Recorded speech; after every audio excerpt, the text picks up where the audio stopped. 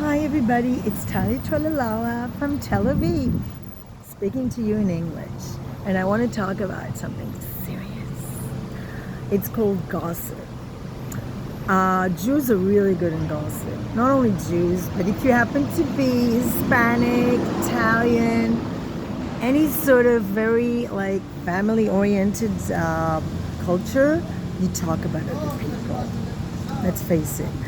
But there's a difference between gossip that you talk to the person sitting next to you and what's going on in our society, particularly in Israel.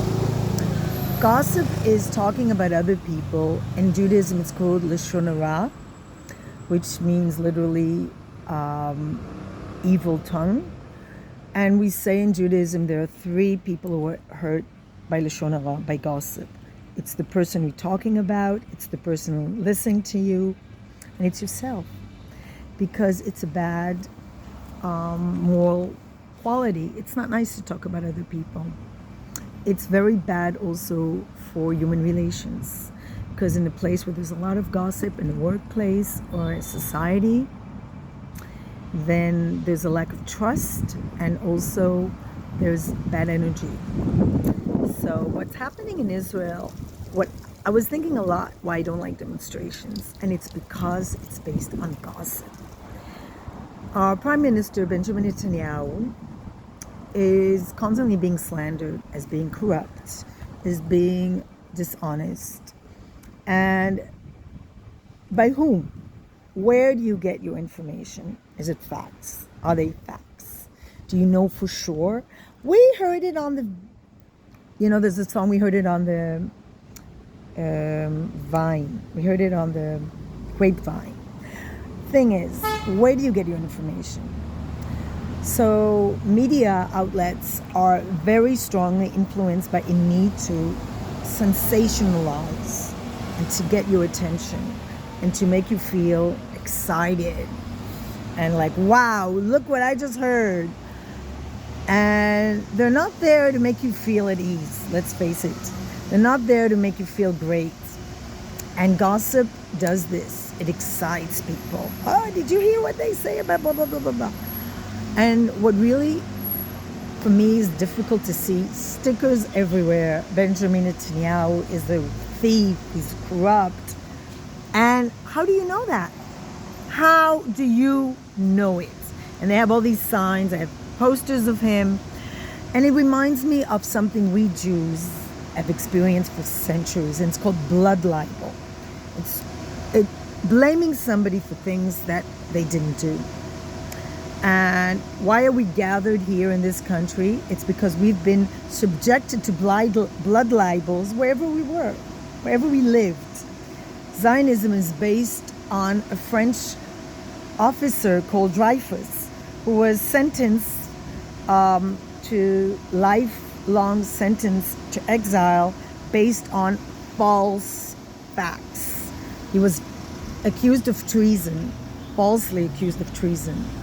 And when he was put in trial, Theodor Herzl, the father, the one who founded modern Zionism, heard the masses calling death to the Jews. So what gossip does is not only harms the vibes, but it can lead to violence. And you can see that. People trying to break into the rabbinical court, people attacking religious people, a mother with 3 children just because she's religious looking. And the hatred towards a group of people based on gossip, based on inaccurate facts. And even if you are unhappy with a certain group of people, let's say the Haredim, they get a lot of money, they don't have to serve in the army, realize it didn't happen now. Israel has united religion and state since 1948 by a man that wasn't even religious. Ben-Gurion, our first prime minister, allowed ultra-Orthodox people not to serve in the army. He allowed marriage to be only religious. So that means that not only are gay people, LGBT people not allowed to marry, but also people of different religions. Like you can't marry, a Jew can't marry a Christian, a Muslim cannot marry a Jew, and so on. You can only marry religious in a religious setting, in a religious ceremony or religious leader, by religious leader, whether it's Muslim, Jews, Christian, whatever. So that started in 1948 at the founding of this country. It didn't start now. It didn't start with Benjamin Netanyahu, is what I'm saying. And yet this man is scapegoated. And I don't like that. And I want to talk about Meghan Markle at the same time because it's very similar. People make a fortune on YouTube gossiping about Meghan Markle and declaring she's getting a divorce. She's getting a divorce. And it's like that story about the chicken that said the world is coming to an end, or was it a mouse? And spreading hysteria. And this is what's happening in Israel. This is what's happening in the media. People are making a fortune gossiping about Meghan Markle, saying she rented those children and I don't know what. Exceptions to that are a channel I love called Motivation Specialist, who has the funniest, he brings it to an entertainment level. Because there are a lot of people that are kind of pompous asses.